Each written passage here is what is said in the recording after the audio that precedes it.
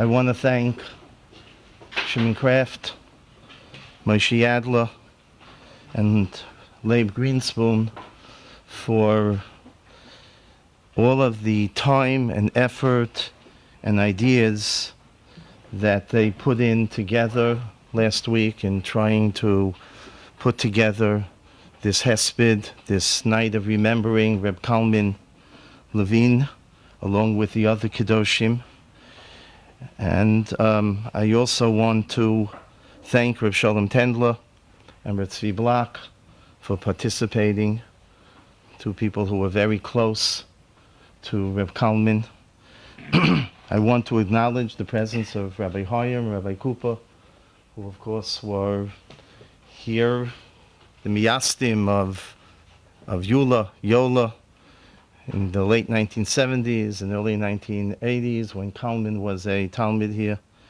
And I would also like to acknowledge the presence of Muhammad Khan. Thank you for coming and participating in this night of remembering. I also want to thank everyone who came out tonight in the inclement weather, something we're not so used to in California. It's still 2 days till Tvisei Talumota, but it rained today, poured today, and it was an extra effort that people made tonight to come out in this weather. I prefer to think of it as tears raining down from Shemayim, tears raining down from heaven on this night of just 2 weeks later from that fateful Tuesday morning in Har Nof. Fateful morning in which I recall so vividly, night before we heard here in Los Angeles that there was a terrorist attack in a shul in Har Nof. Details were so unclear. We didn't know exactly what happened, but we heard that there were casualties, there were victims who were killed. We didn't know the names. Until Tuesday morning here in Los Angeles.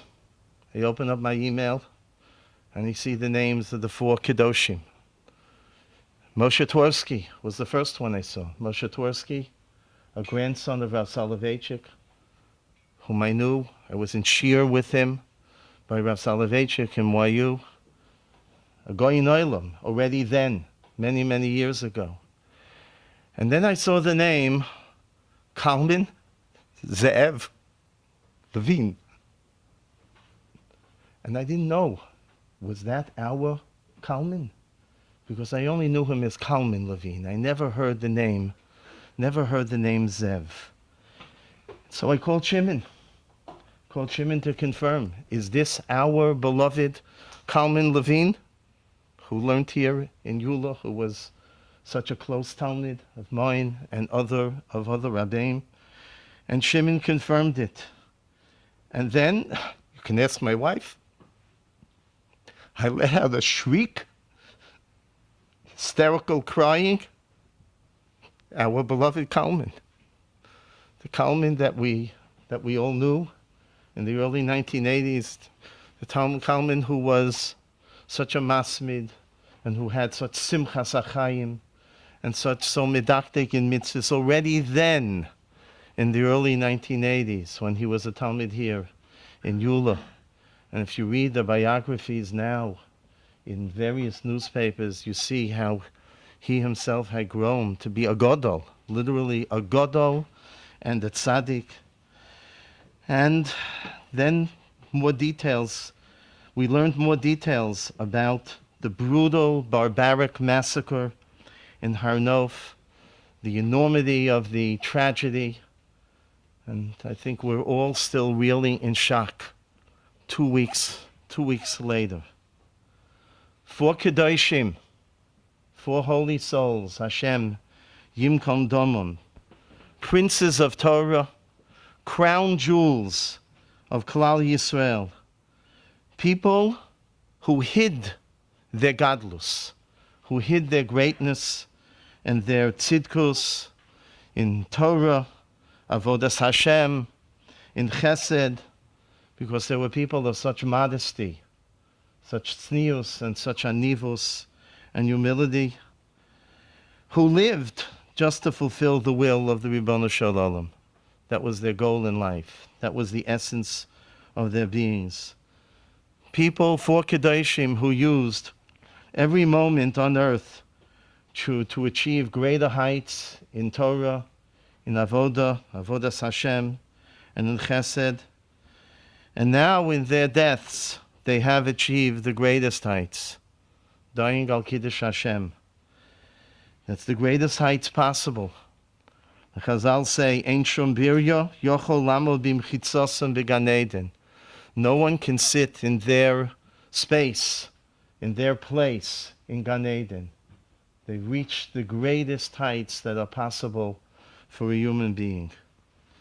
There's a story that I read recently about Rav Ruderman, Rav Yitzchok Yaakov Ruderman, Rosh Yeshiva of Ner Yisrael. A Talmud of Rav Ruderman spoke once of arriving at the Rav's home to escort him to Mincha, only to find him so distraught over the news that Rav Shneur Kotler, Rosh Yeshiva of Lakewood, was his condition, his illness had worsened, and he was nearing his life's end. The Rosh Yeshiva, Rav Ruderman, quoted the Gemara in Brachos that if a sick person is a Talmid Chacham, one must become sick over him. Yechla atzmo olav. When one hears news about a Talmid Chacham who is seriously ill. And Rav Ruderman began to cry. Tears streamed down his face until he regained his composure and proceeded to Mincha. That Talmud testified that for the next 2 days the Rosh Yeshiva was bedridden. No one knew why he was sick. Even Dr. Jacobowitz, who was Ner Yisrael's resident physician, did not know the reason why Rav Ruderman was sick. No one could figure it out, but this Talmud knew. He knew why Rav Ruderman was sick, because when he heard the shmua of a great Talmid Chacham who was sick, he was Yechla Atzmo Olav. He himself became sick. He himself became so distraught. And if that's what the Gemara says about one Talmid Chacham becoming ill, the reaction we're supposed to have, what about 4 great Talmidei Chachamim who didn't just become sick, but who were murdered, brutally murdered in the prime of their lives, leaving almonis, 4 almonis, and 24 yisomim, 24 orphans. We have to become sick. We have to become distraught, so distraught. Of Yechla Atzmo Aleihem. And it doesn't mean literally to become physically sick, but emotionally. Our emotions, we have to feel that tragedy emotionally and resolve to be mechazik ourselves in areas of Torah, Avoda, and Chesed, to emulate the lives that they lived. Rav Rubin, the Rav of the Shul in Har Nof of Bnei Torah, went to Reb Chaim Kanevsky, and he described to Reb Chaim Kanevsky in Bnei Brak all the details of the tragedy, and he asked Reb Chaim Kanevsky, how do we understand something as horrible, as horrific as this? And Reb Chaim Kanevsky's answer was, we have to assume it's part of Chavlei Mashiach, the birth pangs of Mashiach that Chazal tell us about, and that these were all tzaddikim. Misas tzaddikim mechaperes. It's a kapara. Chazal tell us that Misas tzaddikim serves as an atonement for Klal Yisrael. But it's not magical. Rav Dessler explains, Misa Tzadikim Mechaperes means that we have to learn from the ways of the Tzadikim. We have to change ourselves by learning about them, learning about their ways, their avodas Hashem, their commitment to limud Torah, to being medaktik in mitzvahs, to yiras shamayim, and then we have to strive to emulate them. That's how Misas Tzadikim is mechaperes, the impression, the impact, the effect that it has on the rest of Klal Yisrael. And as we all know, this tragedy has had such an impact on all of Klal Yisrael. And as time goes on, the stories about these four Kedoshim, about their lives, have been pouring out. Stories about tzaddikim, these tzaddikim, and the stories are overwhelming. It's mind-boggling stories about all of them, each and every one of these Kedoshim Utahorim. They weren't known in the world before. They didn't have a reputation of being Gedolim throughout the world, because they were tzaddikim nistorim. They were hidden tzaddikim, who were kedoshim utahorim. These people probably would be considered tzaddikim and kedoshim and tahorim even in earlier generations.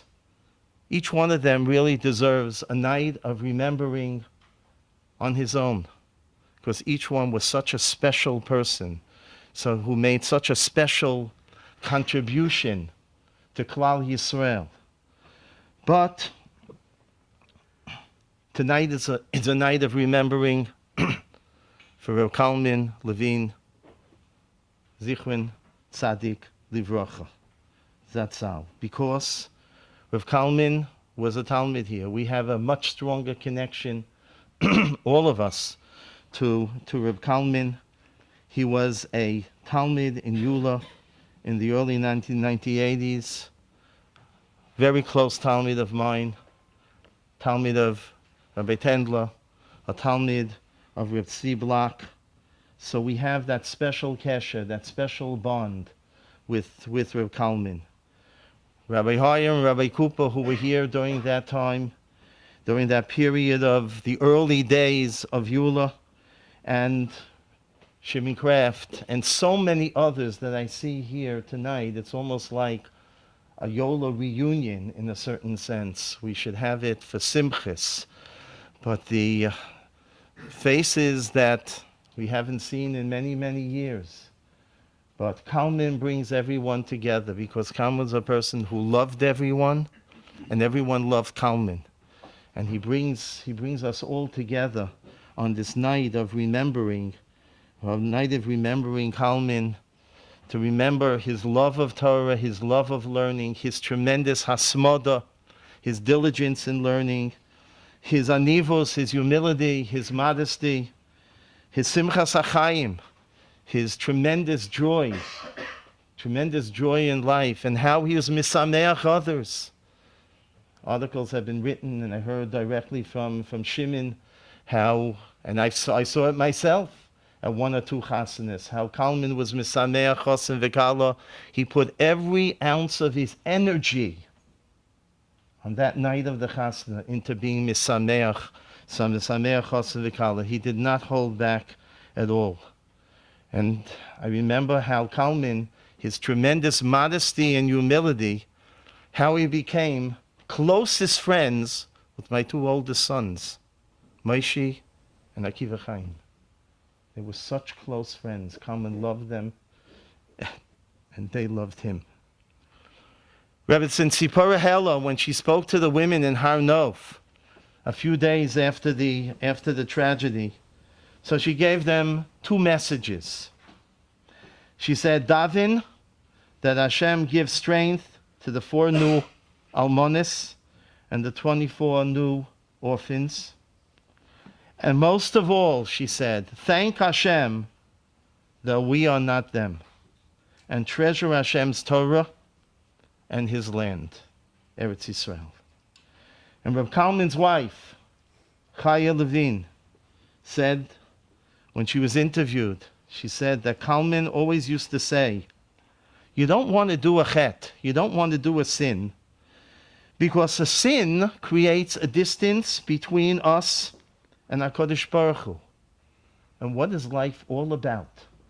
Life is all about creating closeness to HaKadosh Baruch Hu. That's our mission in this world. That's the purpose why we're here. And that was Kalman Levine's, Zatzal's essence. Becoming close to HaKadosh Baruch Hu and striving to grow, constantly grow in that relationship, which we know he did. Which we know he did. He became literally a Godol in Torah, in Mitzvahs, in Yiras Shamayim, in Chesed. And may we be inspired by Reb Kalman's life, and by the lives of the others, the other Kedoshim, by their lives and by their deaths, al Kiddush Hashem, to improve our lives, and that we should be able to bring more Kedusha into the world. I'd like to call on Rav Shalom Tendler, who was the Rosh Yeshiva in YULA during those years, and had a close relationship with Rav Kalman as well.